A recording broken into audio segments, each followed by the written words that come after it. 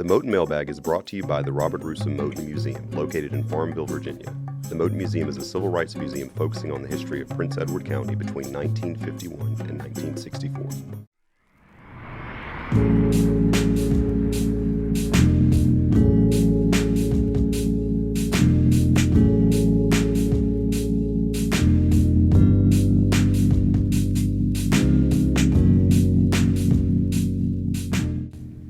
I'm Kanan, and this is Season 2, Episode 5 of the Moton Mailbag.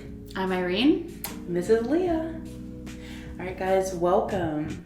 Okay, to get started today, we decided to try something different for we're gonna riff for a little bit. So today's question: do you eat breakfast before Thanksgiving dinner? For me, the answer is yes, just because my family eats really late. So if I don't eat breakfast, then I'm just not eating for a long time. That's the point. I don't eat. So you start on the day before. You start on Thanksgiving Eve on that Wednesday. And after 5 o'clock p.m. maybe, you fast. You don't eat anything. And that way when you get to Thanksgiving, you have the maximum kind of stomach capital available to enhance all of those tasty foods. So it depends for me. Some Thanksgivings I didn't bother. Others like, let's have toast and just start the metabolism and then go from there. I don't eat like a huge breakfast, but like something. Yeah, I eat. Wet the whistle. Mm-hmm. Yeah. Because you got to begin with the end in mind. Oh, yeah. So. Well, like if you drink water, like a lot of water, like expands your stomach, which allows you to take in more, because that's what the hot dog competition eaters do. Oh, yeah. They just get the bun and just go, and I'm just like... They just like... Yeah, it's really bizarre. Yeah. So... To a non-professional eater, it's really bizarre. I'm sure that is normal. Yeah. Yeah. So, we're getting into the questions? Yeah. It sounds good. All Here right. is the first question. What happened to all the other schools that closed besides our Moton High School? Okay, so I thought about Norfolk, and it closed their school system. The Norfolk 17 were 17 African American students who wanted to enroll. Instead of letting them in, the school system closed. So 10,000 white students were out of school. So it's like, well, here's the balance. 10,000 versus 17. Eventually, Norfolk was forced to reopen February of 59. So then the Norfolk 17 did enroll, but didn't have a great time there. So it's like, well, To me, that's interesting, just because the black schools stayed open, right? And those 17 students could have chose to go back to their black schools, but in solidarity, they decided to stay out of school with their white classmates. But that's very much a cut off your nose, just by your face type situation. Mm-hmm. Mm-hmm. And then, like, to kind of break down, like, why black students went to white schools, they had all the resources. Legally, they could attend. Why would you not go to the school with the resources? Mm-hmm. Yeah, and that's an interesting point because I've thought a lot recently just about kind of the impact on, and I didn't intend to talk about this, but your thought made me think of it, the impact of kind of desegregation on like African American communities and African American businesses. Once you could go to, the store that was owned by a white person, what happened to the black stores, right? I think a lot with regards to Prince Edward County and what that looked like, and how we only have like 2 black-owned businesses here today, and how different that was 60, 70 years ago. Mm-hmm. Yeah. So I interpret this question a totally different way. I thought we were talking about the other schools, but that's okay. The other schools like in the county. So there are about 20-ish schools that closed, and the schools closed in Prince Edward, but most of them was never reopened, right? One of which is right across the street, Mary E. Branch Elementary School, many of which are kind of out in the county. Some have been torn down. Moton really is the only one that has been, besides Worsham High School, that has been kind of like preserved and kind of upkept. Worsham was converted to kind of apartments, so which kind of interesting. Interesting use for a former school, but they have maintained the auditorium, and it's a interesting place to live by all accounts.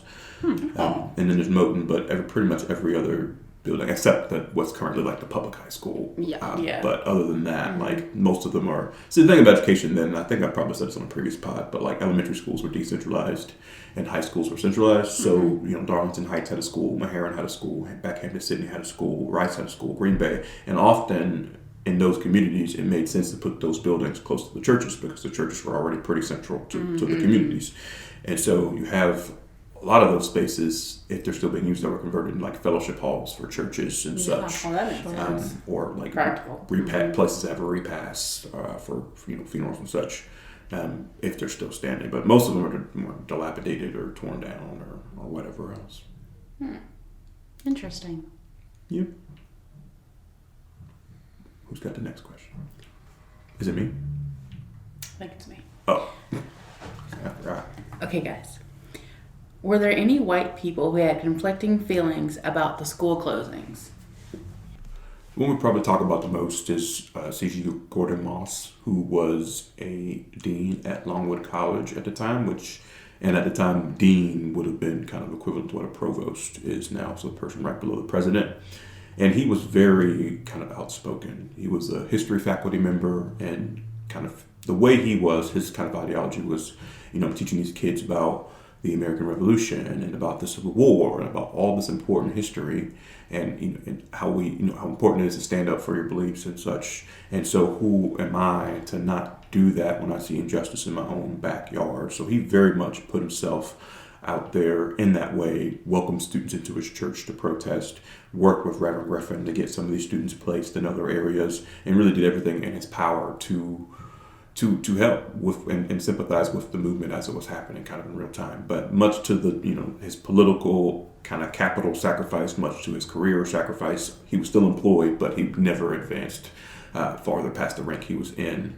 And a lot of that had to do with the reason that he was working with black students at Reverend Griffin.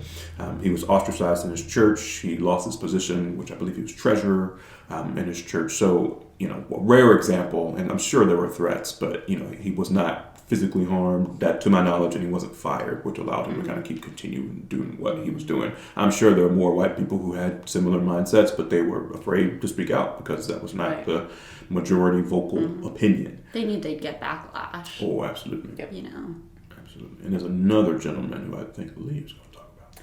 Yeah, so I believe John Kennedy, he was the minister at Farmville Presbyterian, and he was like, no, we shouldn't close the schools. Like, each child should have the opportunity to learn. Mm-hmm. He ends up leaving the church because he didn't want to split the congregation. He was like, look, my beliefs are my beliefs, but if y'all want to keep with this, I'm out. So he actually leaves.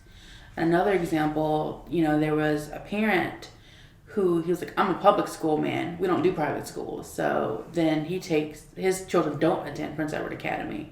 So he had that dynamic as well. Yeah, it's interesting how complex some folks' kind of thoughts were about the whole situation, because even the principal at Farmville High, Principal Bash, I believe was his last name, he basically said no amount of money could get me to go be principal at the private school. And it was just like, because he was supportive of segregation, but he just wasn't supportive of private school. So it's just like put a lot of people in a very interesting situation. And I think it goes to show like not everybody who left Prince Edward County was just because of there was a myriad of reasons why people left Prince Edward County. Not just because the schools themselves were closing, but because it didn't support the private school, but might have also supported segregation. Basically, people are three-dimensional. Yeah. So there wasn't one reason for anything. Yeah. Well, and like a certain subset of people who likely, they didn't want their kids to not have an education. They're like, okay, well, maybe I support desegregation and integration, but at the end of the day, I also have to provide my kid with an education. So what am I going to do? Send them to the private school that's opening for all the wrong reasons, or not give them an education. And as a parent, I can imagine how that might be a hard choice to make. Right. And then, going off of that, if they couldn't financially leave, what do you do? Because some were like, we're out. Mm-hmm. So. Yeah, for the first 2 years, there was the tuition grants and waivers from the state and locally that could help white families who couldn't necessarily afford it, not just poor white families, but if you had 5 kids, right? Now you have to cough up $250 a kid to send them to this private school. But that was only the first 2 years. So after that, they had a decision to make and were in similar boat if you couldn't afford to go as African Americans because they weren't allowed to attend Prince Edward Academy or whatnot. So there you go. And it's also like thinking about the first question that we asked in terms of, you know, buildings still being standing, how the original, you know, Prince Edward Academy buildings are still standing, you know, along with all that history. And it's just not, I don't know, talked about as much as it should be. If the buildings could, and I think I mentioned this last time when we were talking about most interesting thing you've touched, seen, smelled, the sensory question. Like, you know, the idea of what if trees could talk? I'm like, what if buildings could talk? Like, my goodness, these buildings would have such interesting things to tell us here in the county because lots of folks met, good, bad, you know. Right. I'd love to ask the churches, especially, like, if they could talk. Like, Martin Luther King, you know, what was it like when Martin Luther King was here? Like, the NAACP lawyers, like, or, you know, go to campus and talk. I would love to, I'd be curious to see, like, to talk to a church and be like, what was it like having the Defenders of State Sovereignty meet here? Like, what on earth was that, you know, what was the feeling like? You know, so that's Oh, wow. So, like, I never even considered how that room would have felt. Yeah. Would it be like brash pride? Would it be just anger and hatred? Or would it be like, we've got this handled, don't even worry about it? Yeah. Like, oof. Combination of the three. Yeah. Yeah, for sure. That's a lot to just think about. That's a great, like, critical thinking question for students in history. Like, what do you think the room felt like? You know, what are the sounds? What, maybe not the smells, but like, what were there tension? Like, what do you think that room felt like? Yeah. What are some things you might see? And I think a lot of it would come down to how passionate are you about what's going on. Right. You know, if you're just like, I'm here, but like, just kind of here, you know, or are you someone who's very heated about it, someone who's like, I will die for this issue. Like, you know, it's, I don't know. It's interesting. Oh, yeah, absolutely. Absolutely. And it's telling of, like, people's value system, like what they really, really care about when brass tacks. Oh, yeah. This isn't necessarily the most related, but I think we need to help our teachers teach U.S. history better. Yeah. And I say that because just use primary sources more, you know, critical thinking about history as opposed to pure memorization of facts. And part of it is kind of like, this is how we've always done it, but like, we just set ourselves up to, like, there's a lot, like, with all the stuff that's being recontextualized this year alone, even, like, with Juneteenth being recognized and Columbus Day here in Virginia being switched to Indigenous Peoples Day, and, you know, and some people are just super upset. It's like, look, like, we don't need, like, that's what happened, right? Like, it's objective fact. Like, it happened. Like, awful things happen. You can't discover land that's not already there. Like, so this notion of...